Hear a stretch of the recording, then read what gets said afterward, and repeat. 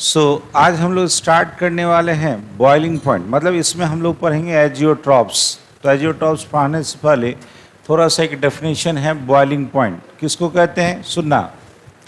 जैसे मान लो, समझना पहले समझो। जैसे मान लो कोई एक लिक्विड है, तो इस लिक्विड को अगर आप गर्म करोगे तो लिक्विड को जैसे जैसे गर्म करोगे उसका वेपर बनेगा। उसका क्या बनेगा? वेपर। सुनते जाना। वेपर बनते बनते बनते एक समय आएगा कि ये जो वेपर होगा, यहाँ पे जो वेपर बना, ये वेपर, इसका प्रेशर किसके बराबर हो जाए? बोलो, एटमॉस्फेरिक। उसी टेम्परेचर को क्या कहते हैं? Boiling point. एकदम अच्छे से समझना। लिक्विड को हम गर्म किए तो क्या बना? वेपर। वेपर का जैसे जैसे अमाउंट बढ़ेगा वेपर प्रेशर बढ़ेगा। तो वेपर प्रेशर जब इक्वल हो जाए किसके? एटमॉस्फेरिक प्रेशर के। किसके बराबर हो जाए? वही टेम्परेचर क्या कहलाता है? Boiling point. तो वो क्या होगा, यहाँ देख, हर यहाँ पे जो मॉलिक्यूल होगा, जो नीचे में मॉलिक्यूल्स होगा, सारे मॉलिक्यूल्स का जो वेपर प्रेशर होगा वो किसके बराबर हो जाएगा? एटमॉस्फेयर। मतलब वहाँ जो भी वेपराइज करेगा उसका किसके बराबर हो जाएगा? एटमॉस्फेयर। तो वो क्या होगा कि हर जो नीचे वाला मॉलिक्यूल है ये ऊपर भागना चाहेगा। अरे जाएगा ना, क्योंकि वो एटमॉस्फेयर के बराबर हो गया। तो यही कारण है कि देखोगे जब भी बॉइलिंग स्टार्ट होता है तो देखते हो नीचे से बबल्स ऊपर आते रहता है। क्यों होता है? क्योंकि यहाँ पे देख, हर मॉलिक्यूल का वेपर प्रेशर किसके बराबर, तो वो यहाँ पे आने की कोशिश करता है। तो वही जिस समय मोमेंट स्टार्ट होता है उसी को हम क्या बोलते हैं? बॉइलिंग। अरे कहते हो ना कि पानी बॉयल कर रहा है। तो आज के बाद ये नहीं बोलना। बॉइलिंग पॉइंट क्या है? वो टेम्परेचर है जब किसी लिक्विड का वेपर प्रेशर किसके बराबर हो जाए। याद हो गया? Boiling point is the temperature of a liquid when its vapour pressure becomes equal to atmospheric pressure. लिख सकते हैं? चलिए पहले फिगर बनाइए, लिखा देंगे। यहां तक लिख लिए? लिखाऊं? लिखो। The temperature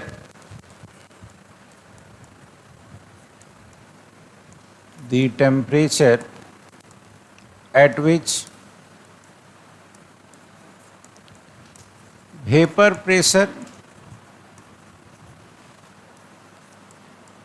of a liquid becomes equal to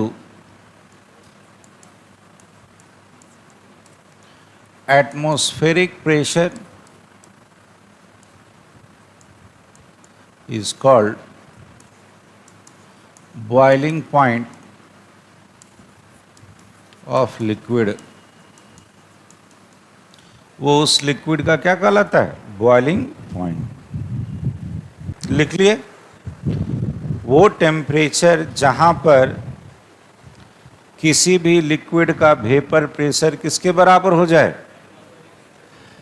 vapour pressure of liquid becomes equal to atmospheric pressure. उसी को हम क्या कहेंगे? Boiling point. क्या कहेंगे? Boiling point. अब सुनो, 12th में तकरीबन हर साल यहाँ से क्वेश्चन रहता है, चाहे 2 मार्क्स में पूछ ले चाहे ऑब्जेक्टिव में पूछ ले। ये एजियोट्रॉप या एजियोट्रॉपिक मिक्सचर बड़ा अच्छा टॉपिक है, क्योंकि इसको IIT बार बार पूछा है, आपका JEE मेडिकल में बार बार पूछता है। तो 12th इसको हर साल टच करता है। अब तो सिलेबस भी कम हो गया, तो सिलेबस कम होने के कारण ये सब टॉपिक बड़ा हॉट टॉपिक है। सुनो, मिक्सचर मतलब क्या होगा? एक से ज़्यादा चीज़ को मिलाया गया है। सुनना, यहाँ दोनों जब एक ही साथ बॉयल करे, क्या कहता है? Boil at same temperature. Boils at, कोई भी मिक्सचर जो एक ही साथ बॉयल करे, जबकि दोनों का बॉइलिंग पॉइंट क्या रहा होगा? अलग अलग, लेकिन ऐसा कॉम्पोजिशन में मिला दो तो क्या करे? एक ही साथ बॉयल करे। दूसरा कहता है same composition in liquid and, इसको एक लाइन और लिखना, boils at same temperature in mixture. वो मिक्सचर में क्या होगा? एक साथ बॉयल करेगा। दूसरा कहता है कि जो कॉम्पोजिशन कहाँ रहे? लिक्विड में, वही कॉम्पोजिशन कहाँ दिखाई दे? क्योंकि एक साथ बॉयल करेगा तो 60-40 अगर मान लो पानी में है तो 60-40 वेपर में भी रहेगा। ठीक। दूसरा कहता है this mixture can not be separated by fractional distillation. इसको समझना। देखो, ये वो तरीका है किसी चीज़ को सेपरेट करने का, अलग अलग करने का, जो बेस्ट होता है बॉइलिंग पॉइंट पे। किस पे बेस्ट होता है? क्योंकि ये दोनों एक साथ बॉयल करेगा। तो जब एक साथ बॉयल करेगा तो इसको हम इस प्रोसेस से सेपरेट नहीं कर सकते। पढ़ना यहाँ, it is a process of separation, अलग करने का तरीका है, जो सेपरेशन टेक्निक बेस्ड ऑन किस पे, boiling point difference. Boiling point difference, तो बॉइलिंग पॉइंट डिफरेंस पे है, और ये दोनों कहाँ कब बॉयल कर रहा है, एक साथ। तो क्या इस टेक्निक से उसको सेपरेट कर सकते हैं? नहीं ना। जैसे मान लो कोई दो लिक्विड रहता, एक 60 डिग्री पे बॉयल करा, एक 100 डिग्री पे बॉयल करा, तो 60 पे रोक के रखो, क्या होगा, उसका सारा वेपर बन के अलग हो जाएगा, अरे होगा, और 100 वाला वहीं रह जाएगा, तो क्या होगा, दोनों लिक्विड अलग हो जाएगा ना। तो कब हुआ, क्योंकि बॉइलिंग पॉइंट का क्या था, डिफरेंस। यहाँ पे अभी हमने जस्ट पढ़ा कि एजियोट्रॉपिक मिक्सचर ही उसी को कहते हैं जो कहाँ पे बॉयल करता है, सेम टेम्परेचर पे। तो एक साथ बॉयल करेगा तो क्या इस टेक्निक से उसको सेपरेट कर सकते हैं? तो बोलना, मिक्सचर दो या दो से ज़्यादा कंपोनेंट का जो एक साथ बॉयल करेगा, ठीक है, जिसका कॉम्पोजिशन लिक्विड में और वेपर फेज में सेम रहेगा, उसी को क्या बोलते हैं, एजियोट्रॉपिक मिक्सचर। इसको हम सेपरेट नहीं कर सकते हैं, किससे, फ्रैक्शनल डिस्टिलेशन। ये ऑब्जेक्टिव में पूछा गया है, इसको हम सेपरेट नहीं कर सकते हैं, किस टेक्निक से, फ्रैक्शनल डिस्टिलेशन से। चलो मेंशन करो।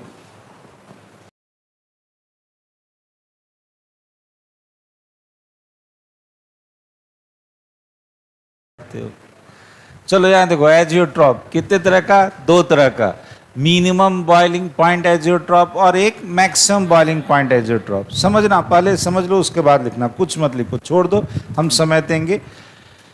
मिनिमम बॉइलिंग पॉइंट एजियोट्रॉप्स को देखो, देखो होता क्या है कि अभी अभी हम कहे कि बॉइलिंग पॉइंट दोनों का सेम हो जाएगा, होगा, लेकिन मान लो ए है और बी है, दो चीज़ का मिक्सचर बना है। सुनना एक मिनट, इन दोनों का जो बॉइलिंग पॉइंट था, मिक्सचर का बॉइलिंग पॉइंट इन दोनों से कम हो जाएगा। फिर से सुनना, इसका मान लो 80 है, इसका मान लो 100 है, दोनों को मिलाने के बाद 75 हो गया, यानी बॉइलिंग पॉइंट क्या हुआ, घट गया।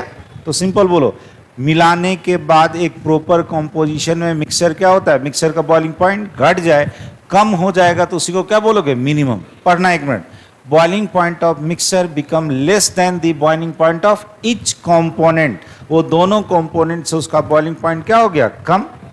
अब कहता है दिस मिक्सचर, ये ऐसा क्यों होता है, क्योंकि क्या शो करता है, कौन सा डेविएशन, सुनो, क्यों positive deviation, positive deviation show करेगा तो वेपर प्रेशर बढ़ जाएगा। तो जैसे ही मिलाए वेपर प्रेशर क्या हुआ, बढ़ गया, तो बढ़ जाएगा तो जल्दी बॉयल करेगा, क्यों, क्योंकि उसका थोड़ा सा टेम्परेचर बढ़ाओगे एटमॉस्फेरिक प्रेशर के बराबर तुरंत हो जाएगा, तो जल्दी बॉयल कर जाएगा। तो फिर से बोलना, मिनिमम बॉइलिंग पॉइंट एजियोट्रॉप्स कौन शो किया, पॉजिटिव डेविएशन वाला, कौन वाला, उल्टा लग रहा है सुनने में, है मिनिमम बॉइलिंग पॉइंट एजियोट्रॉप्स, यानी बॉइलिंग पॉइंट घट गया, क्यों, क्योंकि उस मिक्सचर का वेपर प्रेशर एटमॉस्फेरिक प्रेशर के बराबर जल्दी हो गया। क्यों जल्दी हो गया, क्योंकि पहले से उसका वेपर प्रेशर क्या था, बढ़ा हुआ।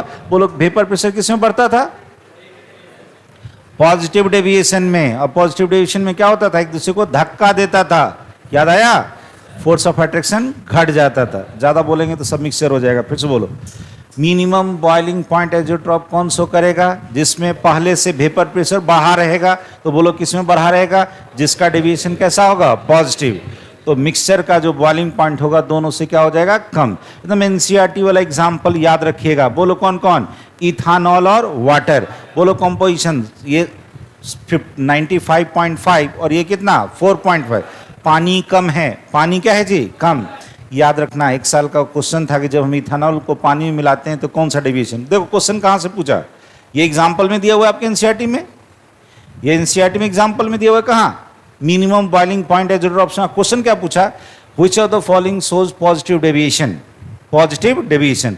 तो इन दोनों को मिलाए तो कौन सा डेविएशन, तो बॉइलिंग पॉइंट क्या होगा, घट जाएगा। तो कैसा होगा, मिनिमम बॉइलिंग पॉइंट एजियोट्रॉप। तो क्वेश्चन को कहाँ से कोरिलेट किया, अरे समझ में आया।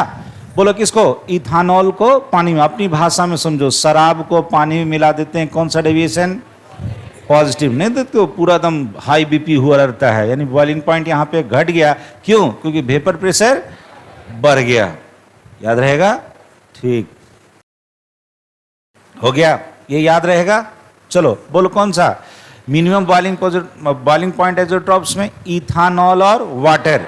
कॉम्पोजिशन याद रखना, पानी कम है, पानी कम है, तो ये तकरीबन 4.5%, तो ये 95%। दूसरा कंपोजिशन में भी देखना पानी कम मिलेगा। यहाँ पे कौन था, इथानॉल और वाटर। बोलो कौन सा, मिनिमम बॉइलिंग पॉइंट एज़ोट्रॉप्स। दूसरा देखो मैक्सिमम बॉइलिंग पॉइंट एज़ोट्रॉप्स में पहले एग्जांपल ही रट लो, HNO3 और वाटर 68-32 है, यहाँ भी पानी कम है, तो कभी नहीं भूलोगे एज़ोट्रॉप में पानी का मिक्सचर क्या रहता है, कम। एक चीज याद हो गया, दोनों में पानी है। तो बोलो इथानॉल और वाटर कैसा था, मिनिमम बॉइलिंग पॉइंट वाला। कैसा था, मिनिमम बॉइलिंग पॉइंट, क्योंकि कैसा डेविएशन था, पॉजिटिव। अब यहाँ पे होगा मैक्सिमम बॉइलिंग पॉइंट, कैसा होगा, तो कुछ लिख दिए हैं। जब H2O को HNO3 में मिक्स करते हैं तो हाइड्रोजन बॉन्ड का नंबर क्या होता है, बढ़ जाता है। तो जैसे ही बढ़ जाएगा तो बोलो पकड़ के रखेगा, तो वेपर कम बनने देगा। तो वेपर जैसे ही घट जाएगा तो बोलो कौन सा डेविएशन, निगेटिव डेविएशन। तो वेपर अगर कम बना है तो हमको उसको एटमॉस्फेरिक प्रेशर के बराबर करने के लिए, सुनना है, एटमॉस्फेरिक प्रेशर के बराबर करने के लिए ज़्यादा गर्म करना पड़ेगा, तो बॉइलिंग पॉइंट क्या होगा, बढ़ जाएगा। फिर से बोलना, boiling point of mixer greater than the boiling point of each component. मतलब समझना, बॉइलिंग पॉइंट क्या हो गया, बढ़ गया। क्यों, क्योंकि कौन सा डेविएशन, क्यों, सुनना, जब पानी को HNO3 में इस कॉम्पोजिशन में तुम मिक्स करोगे तो क्या हुआ, बोलो हाइड्रोजन बॉन्ड का नंबर क्या हुआ, घट गया। जैसे H2O में रहता, HNO3 में रहता, तो हाइड्रोजन बॉन्ड का नंबर क्या था, ज्यादा। लेकिन जब H2O को HNO3 में मिलाए, हाइड्रोजन बॉन्ड बना, लेकिन क्या बना, कम। अरे क्या बना, कम बना, तो बोलो फोर्स ऑफ अट्रैक्शन घट जाएगा। अरे क्या होगा, घट जाएगा। तो पकड़ के कम रखेगा, तो बोलो पकड़ के अगर कम रखेगा, सॉरी नंबर बढ़ जाता है, सॉरी नंबर क्या हुआ, बढ़ गया। HNO3 को H2O में मिलाए तो हाइड्रोजन बॉन्ड का नंबर क्या हुआ, बढ़ गया। तो फोर्स ऑफ अट्रैक्शन क्या हुआ, बढ़ा। फोर्स ऑफ अट्रैक्शन क्या हुआ, बढ़ा। फोर्स ऑफ अट्रैक्शन बढ़ेगा तो वेपर में जाने कम देगा, तो वेपर प्रेशर क्या बनेगा, कम। वेपर प्रेशर कम बनेगा तो कैसा डेविएशन, निगेटिव। तो अब बोलो वेपर प्रेशर कम है तो उसको बढ़ाने के लिए हमको टेम्परेचर बढ़ाना पड़ेगा, तो टेम्परेचर बढ़ाने पड़ेगा तो बॉइलिंग पॉइंट क्या हो जाएगा, बढ़ जाएगा। फिर से बोलो, मेन एग्जांपल है, डेफिनेशन तो अपने आप 2 बार पढ़ोगे तो याद हो जाएगा। फिर से बोलो, HNO3 और वाटर कौन सा डेविएशन, HNO3 और वाटर कौन सा डेविएशन, निगेटिव डेविएशन है। बोलना वेपर प्रेशर घट गया तो बॉइलिंग पॉइंट बढ़ जाएगा, ठीक है। इथानॉल और वाटर कौन सा डेविएशन, पॉजिटिव डेविएशन, तो वेपर प्रेशर बढ़ गया तो बॉइलिंग पॉइंट घट जाएगा। एक आध बार सोच लेना, बड़े अच्छे से याद हो जाता है। उतार लो, ये स्टेटमेंट जरूर लिख लेना। जब H2O को HNO3 में मिक्स करते हैं तो नंबर ऑफ हाइड्रोजन बॉन्ड क्या हुआ, बढ़ गया। तो ज़्यादा अट्रैक्शन होगा तो कैसा डेविएशन, फोर्स ऑफ अट्रैक्शन बढ़ गया, पकड़ के रखेगा, वेपर प्रेशर कम बनेगा, कैसा deviation, negative deviation. Vapour pressure क्या बनेगा, कम। उसी को बढ़ाने के लिए क्या होगा, टेम्परेचर बढ़ाना पड़ेगा, तो कैसा बन जाएगा, मैक्सिमम बॉइलिंग पॉइंट एज़ोट्रॉप। हो गया, बढ़ें आगे, चलो। अब यहाँ से आपका कोलिगेटिव प्रॉपर्टी स्टार्ट होता है। कम से कम आज हम लोग एक कोलिगेटिव प्रॉपर्टी भी ख़त्म कर लेंगे, ताकि नेक्स्ट क्लास में पूरा का पूरा कोलिगेटिव प्रॉपर्टी ख़त्म हो जाएगा। फिर लास्ट में बच जाएगा वेंट हॉफ फैक्टर। बढ़ें आगे, चलिए। कोलिगेटिव प्रॉपर्टी सुनना, कोलिगेटिव प्रॉपर्टी उस प्रॉपर्टी को कहते हैं, सुनना लिखा देंगे, such property of solution which depends only and only on number of solute particles। किस पे डिपेंड करेगा, केवल नंबर ऑफ सॉल्यूट पार्टिकल। अगर सॉल्यूट पार्टिकल का नंबर बढ़ेगा तो कोलिगेटिव प्रॉपर्टी बढ़ेगा। हेडिंग बनाओ, कोलिगेटिव प्रॉपर्टी लिखना, सच properties of dilute solution कह सकते हो, या solution लिख देते हैं, which depends only on number of solute particles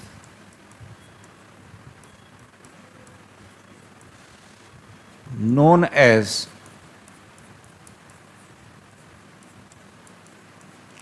colligative property.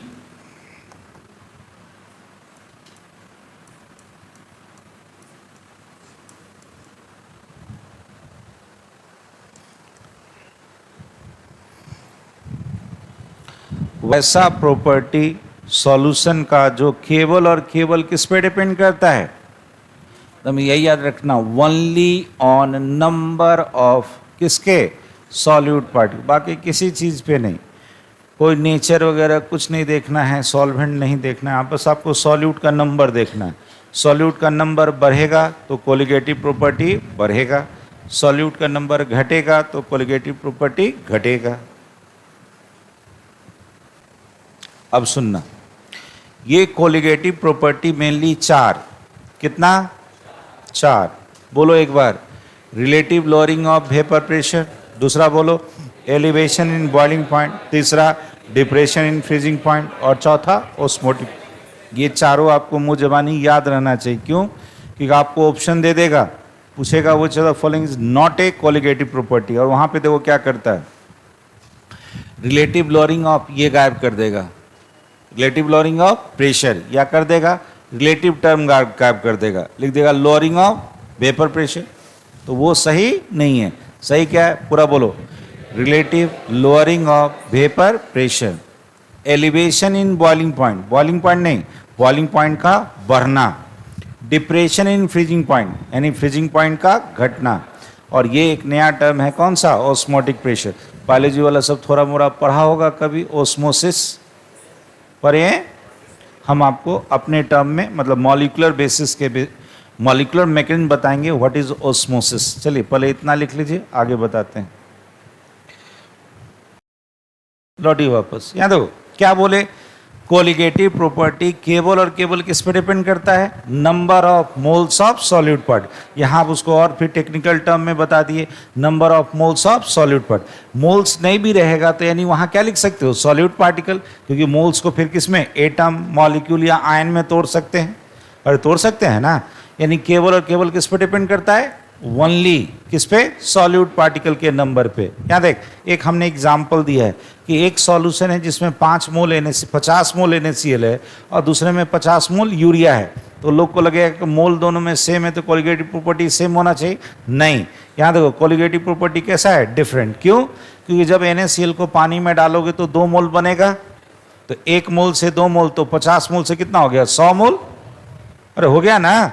तो नंबर क्या हो गया, डिफरेंट, नंबर डिफरेंट तो कोलिगेटिव प्रॉपर्टी डिफरेंट। तो चेक कर लेना, ये नंबर केवल देख के मत मार देना कि सेम है, अगर वो पानी में जाने के बाद डिसोसिएट करेगा तो नंबर बढ़ जाएगा, बढ़ेगा। चलो मेंशन करो, बढ़े आगे। अब देखो दूसरा एग्जाम्पल, यहां पे कहता है 20 मोल किसका है, ग्लूकोज का, और यहां 20 मोल किसका, यूरिया का। 20 मोल ग्लूकोज का यहाँ पे, और यहाँ पे 20 मोल किसका, यूरिया का। अब कहता है ये 20 मोल है, ये भी 20 मोल है, देखने में तो सेम लग रहा है, अरे है, सुनना यहाँ पे, ये दोनों कैसा है, सेम। यहाँ कोलिगेटिव प्रॉपर्टी भी क्या हो गया, सेम। क्यों? पानी में डालने के बाद ये ग्लूकोज और ये कौन, यूरिया, ये कोवैलेंट कंपाउंड होता है। कैसा कंपाउंड, पानी में जाने के बाद टूटेगा नहीं, नहीं टूटेगा तो 20-20 ही रह जाएगा, तो कोलिगेटिव प्रॉपर्टी कैसा, सेम। यहाँ देखो पानी में अब यहाँ डाले 20 मोल किसका, Na2CO3 का, और 30 मोल किसका, NaCl का। बोलो अभी कुछ देर पहले सीखा था, इसके 1 मोल से कितना मिला था, 2, तो 30 से कितना मिल जाएगा, 60। यहाँ देखो इसका है कितना, 20 है, कितना, 20। यहाँ देख 1 मोल से ये कैसे टूट रहा है, 2Na प्लस और CO3 पे 2 माइनस, तो 1 से कितना बना, 3, तो 20 से कितना बन जाएगा, 60। तो शुरू में देखने में कैसा लग रहा था, डिफरेंट, लेकिन ये कैसा हो गया, सेम। तो सोच के आंसर दीजिएगा, अरे दोगे ना कि किसका ज्यादा है और किसका कम है, मेंशन करो। बढ़े आगे, चलिए पहला बोलो, relative lowering of vapour pressure. याद है कुछ? जस्ट अभी 2 दिन पहले रॉल्स लॉ पढ़ाए थे। सुनना, सुन ले 1 मिनट। एक सॉल्यूशन है मिक्सर किसका किसका? इधर सॉल्यूट ए है और सॉल्वेंट बी है। इसका वेपर प्रेशर प्योर स्टेट में, प्योर स्टेट मतलब जब अकेले है तो Pa0 और इसका Pb0, मिक्सचर में Pa और इसका Pb, नंबर ऑफ मोल्स इसका Na, इसका Nb, तो इसका मोल फ्रैक्शन निकाल लोगे Na बाई टोटल, इसका Nb बाई टोटल, ठीक है। अब यहाँ जाओ, Pb0 क्या था जी? वेपर प्रेशर किसका? प्योर सॉल्वेंट का, किसका? प्योर सॉल्वेंट का। हमने इसमें जैसे ही नमक डाला, मान लो नमक का है, तो नमक डाले तो क्या बन जाएगा? सॉल्यूशन। अरे सुनना थोड़ी देर। तो अब क्या बन गया? यहाँ पे देख, इसका वेपर प्रेशर कितना ले रहे हैं? PS। ये क्या है? वेपर प्रेशर ऑफ सॉल्यूशन, जिसमें क्या है? हैविंग नॉन वोलेटाइल सॉल्यूट, यानी नमक डाल दिए तो अब इसका प्रेशर बोलो कितना? PS। तो शुरू में ज़्यादा था, बाद में क्या हो गया? कम, ठीक है। मान लो ये 100 था, ये कितना हो गया? 90।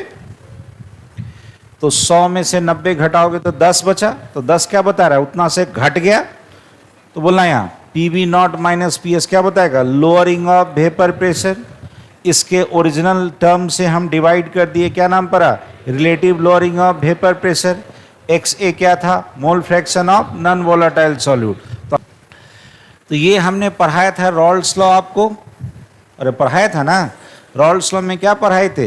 Relative lowering of vapour pressure of a solution containing non volatile solute is equal to its mole fraction. वही ना है relative lowering of vapour pressure. किसके बेसिस पे? रॉल्स लॉ के बेसिस पे। किसके बेसिस पे? लिखाए हैं, लिखा दिए हैं आगे। रॉल्स लॉ यही कहे थे, relative lowering of vapour pressure of solution containing non volatile solute is equal to its mole fraction, ठीक है। चलिए उतार लीजिए इसको, कहीं कुछ नहीं था इसमें, जो पीछे पढ़े हैं वही कॉलिगेटिव प्रॉपर्टी था, उसी को यहाँ पे बताना था। हमने आपको पढ़ाया था, this is according to Raoult's law. Raoult's law किसके लिए? नॉन वोलेटाइल सॉल्यूट वाला। हमने पढ़ा था किसके लिए? For non volatile solute. Non volatile solute के लिए फिर से एक बार बोलो, क्या बताए थे? Relative lowering of vapour pressure of a solution containing non volatile solute is equal to its mole fraction, ठीक है। इतना ही लिख के आज छोड़ दीजिएगा, आज बस इतना ही लिख करके स्टेटमेंट छोड़ दीजिए।